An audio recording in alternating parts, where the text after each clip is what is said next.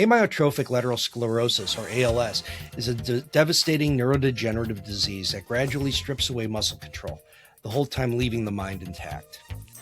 Beyond the staggering medical challenges, ALS shifts an immense financial and emotional weight onto the healthcare system and family and caregivers navigating a long, complex, and deeply emotional battle. In today's episode, we're looking at the current frontier of diagnostic tools and how AI meets digital health and neuroscience, and possibly what modern biotechnology offers to patients and the loved ones who are beside them. We're speaking with Indo Navar. She's a CEO and founder of Everything ALS. So welcome to the podcast, Indu. Thank you very much for having me, Kevin. Yeah, this is really a long time coming because I've spoken about ALS with some other scientists before and some of the frontier of the diagnostics. And really, the personal side of this is much more important, but also some of the new diagnostic stuff is fantastic. And I really am excited to talk to you about that. So it really maybe is rooted in your Silicon Valley career that really spans a bunch of different disciplines. So what brought you back to ALS? Yeah, great question. If you had asked me maybe 10 years ago that this is what I would be doing, I would say you're nuts. I mean, had no desire to be in, I had no understanding. Short story is that I'm a Silicon Valley entrepreneur. I've built companies, software companies. And always, we look at a problem that we know and we try to solve it because we want a better world and better, a way to learn from it and build a better tomorrow. That is kind of why you become an entrepreneur. And of course, there's also financial incentives and building a capital market. And so my husband was very early at Amazon and I was, built software companies. And we were kind of semi-retired. We're still in early 40s and retired. And he got, his early symptoms, what turned out to be ALS.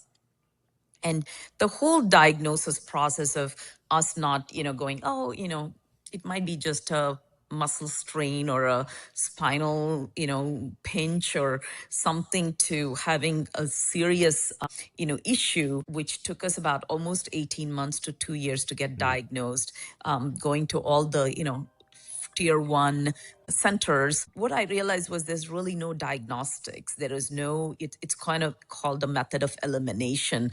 That is, you go through the process and you say, come back after 6 months, come back after 8 months. I'm not seeing, because we went very early to the neurologist.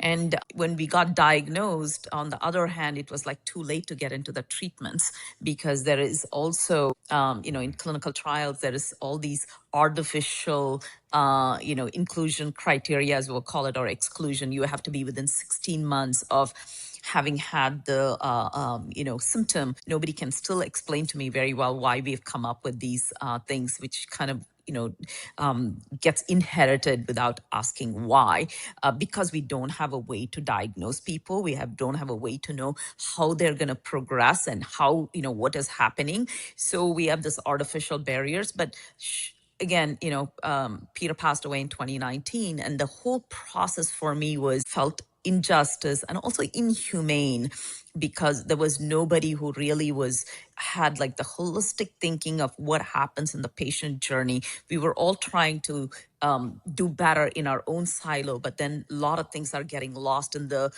between the silos when you go from care to cure to, clinical trials. Who are these people? Why? It's just like there's so much of navigation.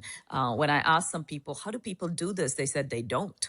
And that's why we have a lot of failed trials, not because of not attempting to come up with better therapeutics. It's really for not having a way. So that's why as a Silicon Valley entrepreneur, what do? We put on our hat and try to solve it. That's how I got into this. Well, let's start with more of a medical briefing on, what exactly is ALS? This is Lou Gehrig's disease also, right? Same one? Correct. So it's called Lou Gehrig disease because over 90 years ago, Lou Gehrig had it. And so it was named as Lou Gehrig because he did a famous speech that is still reiterated. But, over 5 to 7,000 people die in United States. And today, we have about 45,000 people living with the disease, but the prevalence is the same as multiple sclerosis. So just that people with ALS don't live too long to actually make up for the numbers of people who are living with the disease. That's the only reason. But the prevalence is still very high. It is 1 in 300 people. So it's just the fact that people don't live long. We can't say, it's like MS. There is a lot of people living with the disease, or Parkinson's, a lot of people living with the disease. That is actually kind of falls into ALS, where you're not really a rare disease, nor are you really a disease that has a lot of people who are living with the disease. So we call it an orphan disease. So we kind of get into this thing of, and what is the disease, to your question? It's really, you lose all the involuntary and voluntary muscle movements. And so the muscle starts atrophying. So it's really, again, the disease from 1,000 cuts. It's like, it'll take away ability to walk, use your hands, move your body, breathe, speak. So it's really a horrendous way, if you think about it, and we need to do something about it. Yeah, and you've spoken about this before as death by 1,000 cuts, and that families are facing this long, agonizing process during just even getting diagnostics, let alone therapy for it. And so, what are the biological and clinical reasons it takes so long to confirm ALS? Like, is it just that the symptoms are ambiguous between patients, or that they just overlap with other Exactly. things? It's very ambiguous in the sense that ALS can occur in many different ways. It could say, it can come in limb, like you can just say, oh, I've got like a little, muscle fatigue. I'm not able to use my ankle properly, what we call a drop foot, or, people have looks like arthritis. They're not able to really use their golf swing, or, use their gloves. I mean, it's kind of a very simple, we always, because also our medical system is set up in such a way, you go to primary care, then you'll go to orthopedic, or you'll go to, because we're very set up in just looking at the problem. And sometimes it's like a nail looking, hammer looking for a nail, right? I mean, you go into, I think about 30 to 40% of ALS patients have some kind of surgery or some kind of intervention that's not related to ALS at all. They go into steroid shots, or they go into, so you're really looking at the wrong problem. And what we're not looking at is, as the changes are happening in fine motor, maybe there is something else is happening in speech, or there is something else is happening in other organ that physician does not take care of, right? So that is one of the things that we have, is that we're not looking at it holistically. That's one. Of course, this is a clinical diagnosis. We don't have a blood test. We don't have an image that says that you have ALS. So it's really a clinical diagnosis. So as people are, I mean, I can tell you, like Google told us long time before we got diagnosed. And people say, yeah, maybe they make mistakes as well, but that's okay. Even if you had 80% probability that he had ALS, I could do something about it, and done within first 1 or 2 months. It's a lot better than for me to say, hey, I'll just wait and be definite when he's in deathbed, right? I mean, so the good times of what we could have done is taken away, because we don't want to assume that it could get ALS. But if you don't make those assumptions, and if you don't partner with the patients, we'll never come up with the more efficient way of doing it, because we don't collect any data for people who are in that limbo state. We only have data from people who get diagnosed, right? And then that is not useful. So this is where I'm talking about, our system in the silo is broken. And if you say, why does it take too long? It's also, some of the things structural. Yeah, it mirrors with what things we've heard about other neurodegenerative diseases too. Yeah. And from a molecular and genetic standpoint, when you talk about ALS, it's really complex, and there's different types, I guess, those different subtypes. Some of it's familial, so there's actually mutations that they can detect that underlie this. Some of it's idiopathic. But how is everything ALS working to take apart these different subtypes so that research can begin to see early onset symptoms or even define underlying causes?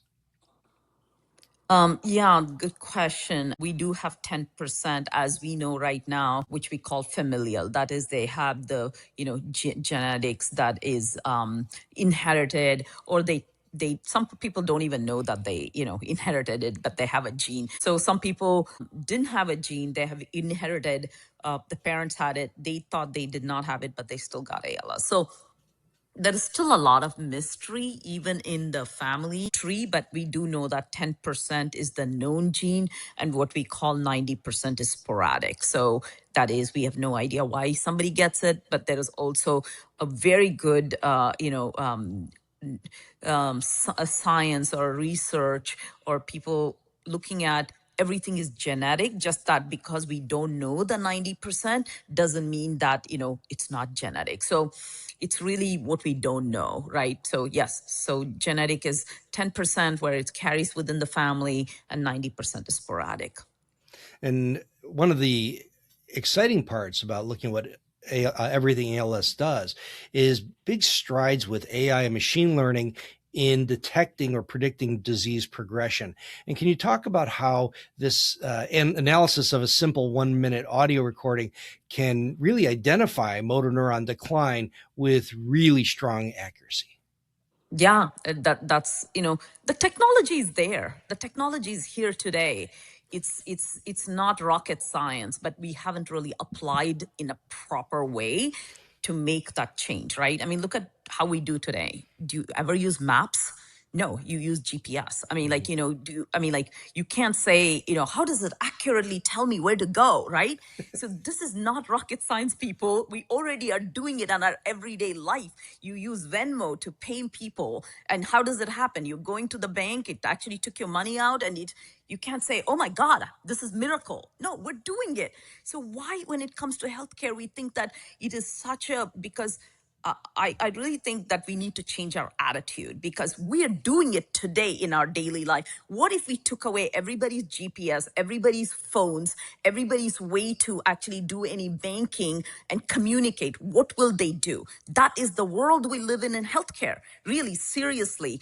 We need to stop thinking that this is miracle. It's not miracle. Technology is already there. We need to apply the technology in a way that actually gives us the result. So to answer your question, yes, that's what we did. We created a methodology that we can all work on a fashion that's a fast moving, agile methodology where we can see the result.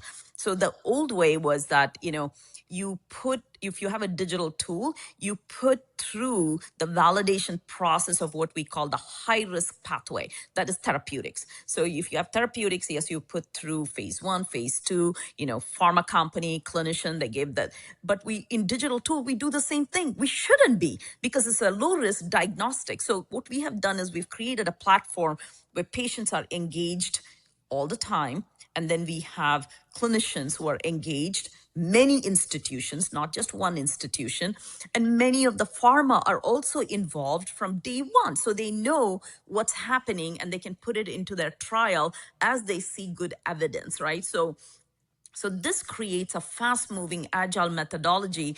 Within 2 to 3 years, you can actually bring a product to market that you can submit to the FDA because there's also collaboration. So, we did it. We actually came up with, 90 seconds. We can actually have someone's speech in 90 seconds, and we can actually predict not only where you are, where you're going to be, because, we collected a lot of speech from people. Instead of getting 25, 50 people over 2 years and doing a publication, we got about 1,000 people, and we were able to look at the whole disease projection and get a distributed, 50 states, remote, people remotely were able to participate. So from that data, we put in AI and machine learning, and also we used humans as well. We used speech language pathologists, we used the clinicians to tell us if we are actually, labeling correctly, and we labeled the data correctly about who's progressing, how. There was a lot of grunt work that was done.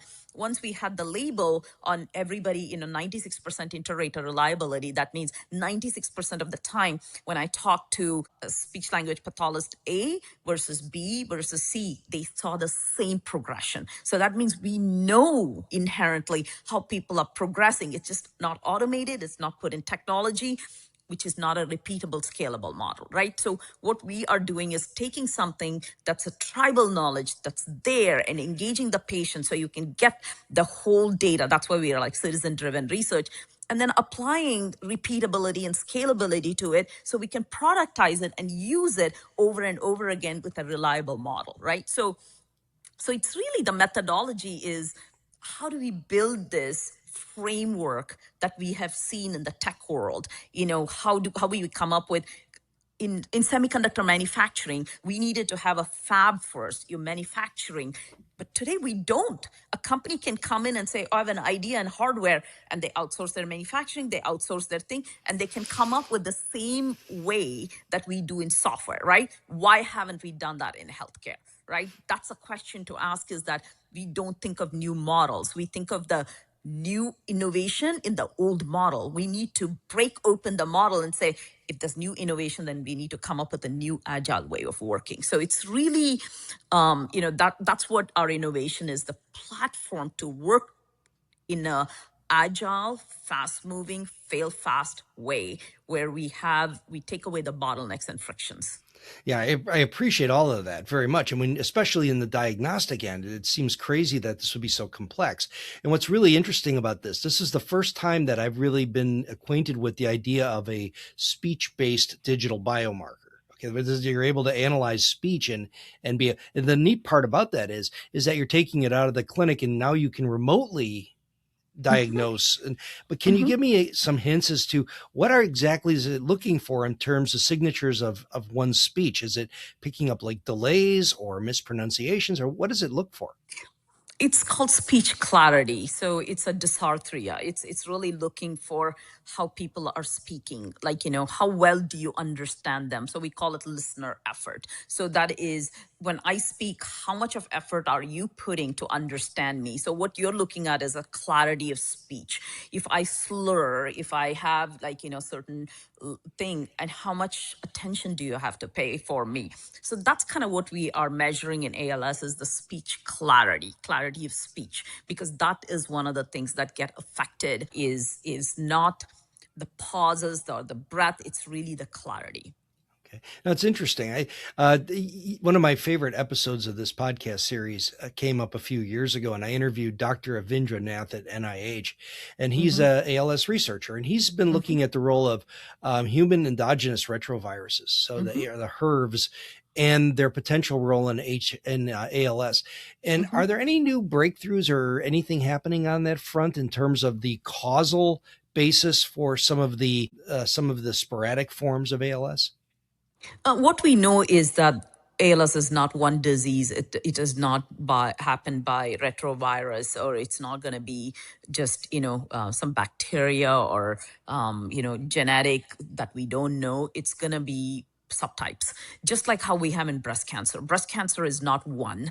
There are many different types of breast cancer. And I think one of the injustice that we're doing is that, or we're not cracked it, that's where we should focus on a lot on it. What are the subtypes? Because if you actually give the same one vanilla breast cancer therapy to all the different breast cancers, it's not going to work. So we need to personalize it. So precision medicine is very, very important here. So we understand. So that's where the digital signature is very important for me to see that why somebody did not have any issue in speech, but they had something in just the upper motor, or they had it only in the in their limbs, or in the breathing, in the abdominal, but everything else was fine. So we need to see why these digital signatures are different. And with the digital signature, I can actually say there are also in speech, there are 4 or 5 different way people belong, right?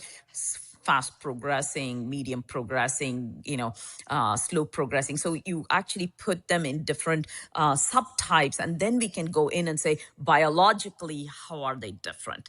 So that is kind of the work we're doing, is really looking at digital phenotype and then say, how do we actually go back and understand their molecular and what's happening in the blood or CSF or even the tissue.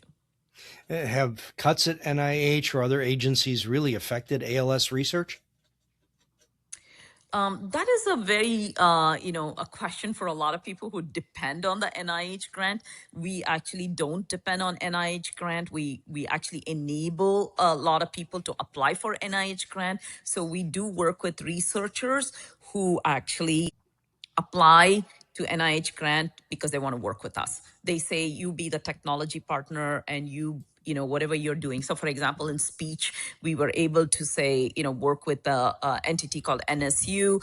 They collaborated with us to actually go into Spanish. So we actually expanded from just English to now Spanish, and they got the NIH grant, and we are a sub awardee, and we are working together. So we just finished about 11 of them recently in the last 60 days, with a lot of researchers coming in and saying, hey, can I do what you're doing? I'm in the same field, so can I expand into either different languages or different modalities, right? We do gait, walking, breathing, we do all of that, right? Like we look at all of the symptoms of ALS. So NIH grant, has it affected? Maybe it's got its pros and cons. Like, it's got everybody to think about trying to be a lot more useful in a way that we have to be thinking about where do we get, what is the impact that I'm going to do to get that money. And sometimes that's kind of what I've seen, is that a lot more people want to make sure that we can work together to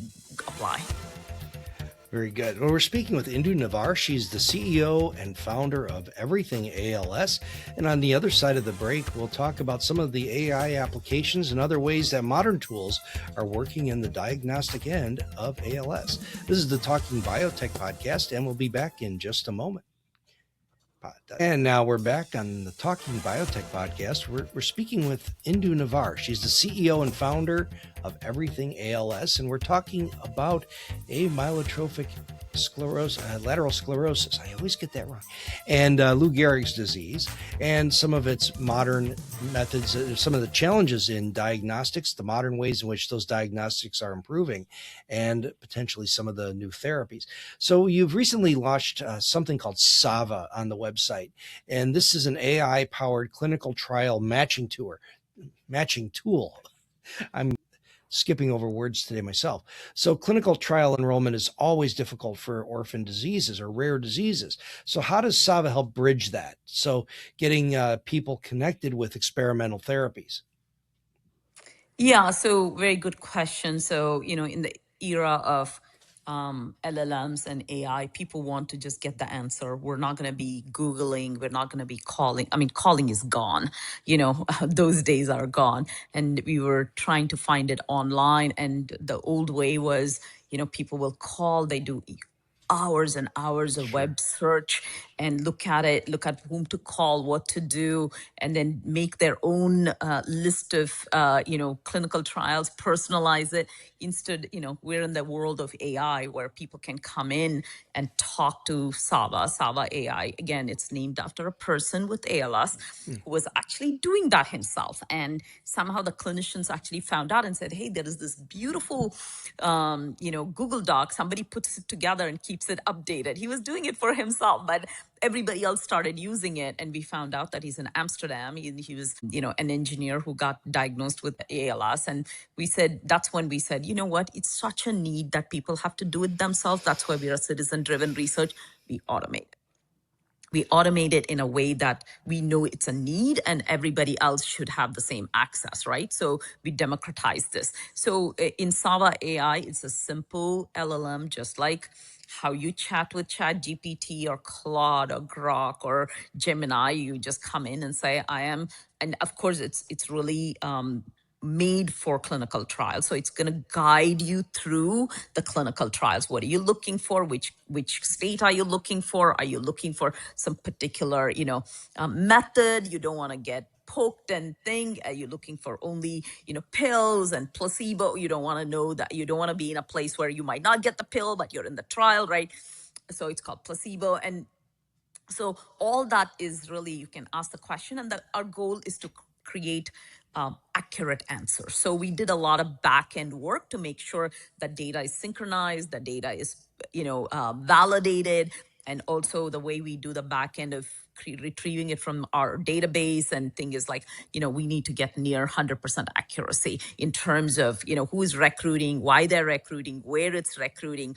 And on top of it is a collaborative, that is, the pharma companies are updating their information and the clinics are updating when they're recruiting, when they're not recruiting, and sometimes if there's an error, they'll correct it. And the clinicians are also updating what are the trials that see as a good one, that they know about it. So for example, if you go to Colombia, the physician there, what they'll tell to their community of their patients, they'll go in and put it into as a review, almost like, that will be something that patients can say, oh, this is what the physician in Colombia said, this is what the physician in Harvard said, right? So now you have got a view of many different physicians. That's something that happened to me as I was going. I'm like, who else would recommend this? What would they think? Mayo told me this, but would Merit say this? Or I don't even know who these people are. It gives me a better understanding of what I want when I know what the community of physicians and also, help of the pharma thinks, right? Like, so the Sava AI is really a beyond matching tool. It's a collaborative tool between bringing the patients, physicians, pharma, the sites where the trials are happening, and also it's also the ALS nonprofits, where they're actually putting this as a link on their website, so everybody can have access to this. So Sava is really, increasing the two things it's doing. One is it's increasing awareness for the patients, easily what's available for them. And we also have a way for them to, we help them handhold and make sure they're in the trial. And also it helps for the pharma and the sites to get really patients who are eligible, because we went through in the AI and we made sure that these people are eligible before we presented to them, saying, if they're not eligible, we'll say, hey, these are the things you're eligible for, and these are the reasons why you're not eligible, in a way that's compassionate, talking the patient language. It's not like, very crude technology where it's, you need to be compassionate. You need to be emotionally engaged with people. So that's where the AI is going to be very positive in terms of guiding people through, what they can do and what they're eligible for and what they're not. Okay, so one side of this is really an important recruiting tool, and that's really helpful. But on the same level, with more people come more data. And as you start to accumulate data, now we can recruit it, or what we can identify it like never before, and get things like proteomic data, transcriptomic data, just tons of data regarding what's happening at the biological basis of the disorder. And how does everything ALS really open this up and really just provide this open data platform that allows researchers to access global data regarding ALS? So yeah, I want to separate out what Sava and what it's used for is the recruiting. And we have another study which is called Pato Trials that we just, opened up, and we do a lot of research. As you know, like we had a speech study, we have Radcliffe study. Yes, we have, this Pato trial is where, patients can actually engage, where we will keep track of their data and also match them to the trial as they become available. So this is like, they don't have to go in and engage. This is going to be, it's like AI, your personalized AI that's going to work for you, right? So that is one of the things where in that population, we do actually work with a lot of the community, and they say, hey, I need to get blood for NFL, or I want to get, these other things. So yes, we do collect the data, but we also want to be very conscious of why we're collecting the data. So there is a lot of, because if you don't answer why from the beginning, you miss out on doing the right thing. Because one of the mistakes, many of the mistakes happens in research is, you think I'll collect all the data and somehow the data will give me the answer. If you don't know what the intention of what you're trying to find, you will never collect the right data in the right fashion, in the right way to actually answer your question. And then not only that, not only are you going to answer that question, you need to know if you're collecting in line, you should do data analysis to see, is that actually deviating from my why? And if I'm not getting my why, maybe I need to change the protocol, or I need to change the way I'm collecting the data, or, your why is changed, right? So it's a process where you do the engagement, data collection, and analysis together in an agile way. So those days of I'm going to collect a lot of data and somehow somebody is going to find it's a myth. It has never happened and it'll never happen. Well, in the lines of therapeutics, so Vision 2030 AI Hub, this is a partnership with MIT, Massachusetts General. It's really focused on cellular repair and regeneration rather than just managing symptoms. And so, what specific regenerative therapeutic avenues are currently being explored? Things like stem cells or gene therapy. Is any of that showing really good promise through this kind of collaboration? So yes, we just expanded our Vision 2030 advisory to 15 other institutions. We also started working with Allen Brain Institute in Seattle, where they actually have been doing a lot of deep work in, cellular, molecular level. So yes, we are making progress there, but again, there is so many missing hoops. We want to make sure that digital and molecular meet. And that's one of the things that we are now harped on, is really to bring in that kind of end-to-end thinking. It's not just figuring out what might work, it's also what is possible to bring into the clinical trials and what is also FDA approvable. So you kind of have to think about all of those elements, not get excited about, oh, it showed in the molecule, it showed in the thing. You have to think about the holistic view from day one. You need to walk backwards about, is this approvable? Is this clinical trial? Can I actually run a clinical trial? If you have a method of delivery that's going to take 5 years of monitoring a patient, people are not going to do it. Too expensive, so there is so many of the monetization element that's there as well. So not only have to come up with a target that works, it's also what's doable to bring it to market. So both of them have to coexist, and reprioritization is happening all the time. So yes, do we understand more about TDP-43? Do we understand more about the genetics? Do we need to get more deeper into understanding? Yes, we can do. Absolutely. But again, the goal is in how do we build this agile infrastructure where we are learning quickly and creating a momentum of learning. Otherwise, if it takes too long, we lose not only the momentum, we also lose what we are learning, because by then the technology has changed. So we kind of constantly, not in the same zone. So it's very, very important to compress the time and building the momentum and creating this agile methodology of collecting something, analyzing at the same time, and making that quick iterations.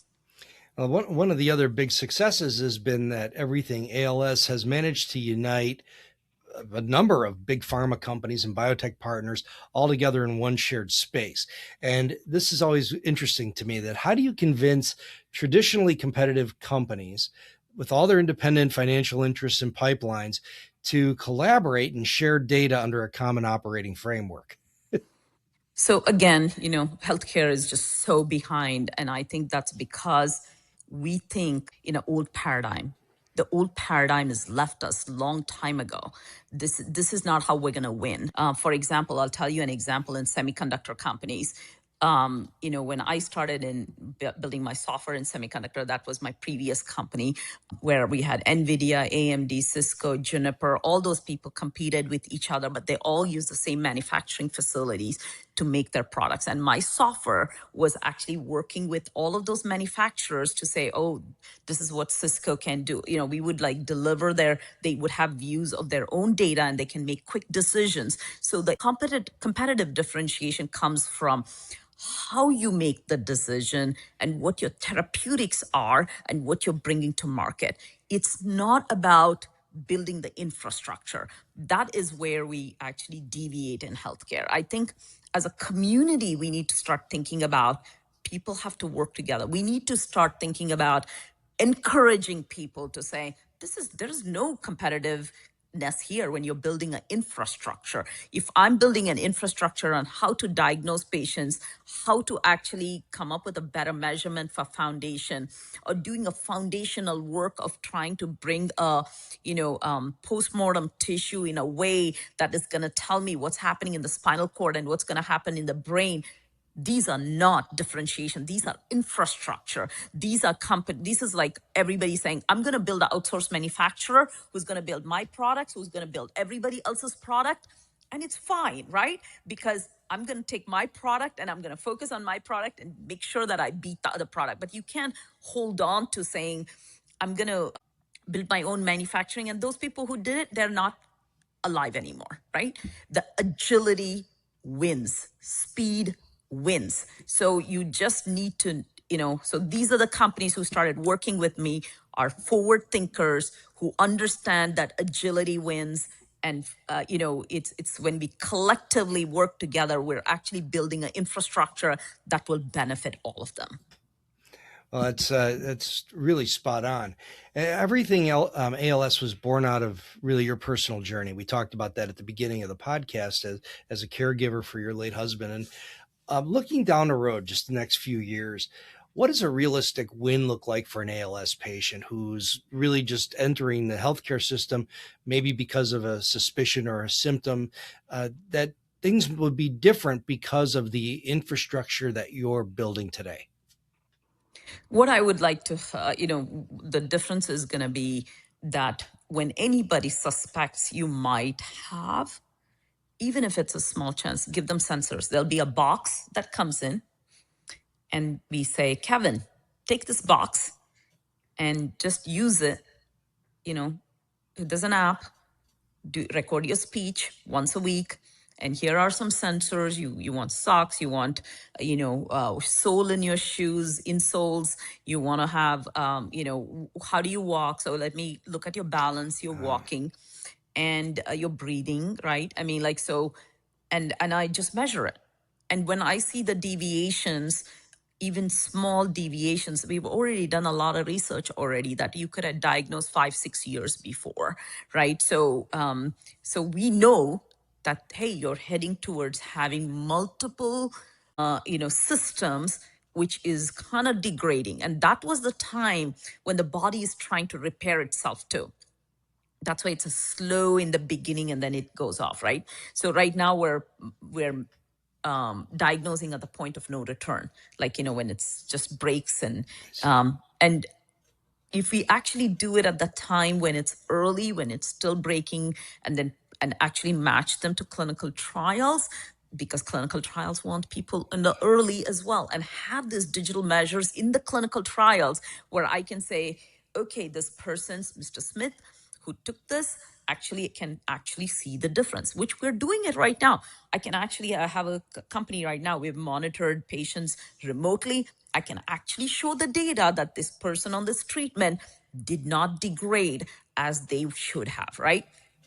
With the respiratory. So then we do the precision medicine. So it's going to be precision for each one because each one is different. We know exactly what their metrics are. And then we'll be able to subtype too. Why did this person actually respond and not this person? Now I've got enough data. So that's where I see early diagnosis and the therapies meeting each other. Yeah, that's really pretty amazing. It seems so much is missed because of that later diagnostic. And so if people wanted to learn more about everything ALS, where could they follow online, either website or social media? Yes, so you go to everythingals.org and please subscribe to our YouTube channel, that is Everything ALS, and also our Instagram, Facebook, and we're on all the social media channels. And are there opportunities to donate, or what ways can they help in ways like that? Yes, absolutely. We always love for people to join us in any way possible. If you go to everythingals.org and, how you can get involved and donate, there is a page that you can actually donate online or just contact us to send us a check. Oh, very good. Well, thank you very much, Indu. I really appreciate you spending the time with us today. And it's really inspiring to see how you've turned a personal tragedy into a way that's really changing the game that will help other families. So, some of the things you've discussed here today were the fact that you're only looking at late stage disease to try to unravel how to treat a patient. And it's already, the horse has already left the barn, right? To say it that way. And this is the same complaint we've seen about other neurodegenerative diseases like Alzheimer's. So, are there facets of what you're doing with everything ALS that may relate to other neurodegenerative disease populations? Absolutely. We just launched everythingalz.org. So that is Alzheimer's, for focusing on Alzheimer patients. So we are looking for early Alzheimer patients, whether they're diagnosed or they're in the process of getting diagnosed or even worried. Well, some people are like worried about what is going to happen. They figuring out that something is off. What we do is we monitor them digitally. Everything is free. We say come in and work with us. And then we also have blood tests. So we look at p-tau 217. That is a test that's now breakthrough for Alzheimer's. So we look at the cognition changes and also the p-tau test, and we see that if they are eligible, we also connect them to the clinical trials using our AI. And also what we have is concierge service. So we will personally actually help the patients actually get into the trials. Excellent. That's very good. And to the listeners, this is just another example of how personalized medicine is changing the way that we're going to be discovering new diagnostics as well as new therapeutics that can treat some of our most challenging diseases. And problem is things like ALS are still pretty rare. And that makes this even harder to collect those data that ultimately can inform the guidance that we would provide in personalized therapeutics. But this is getting faster because of efforts like Everything ALS. So learn more about this organization and how you can help. This is the Talking Biotech podcast, and we'll talk to you again next week.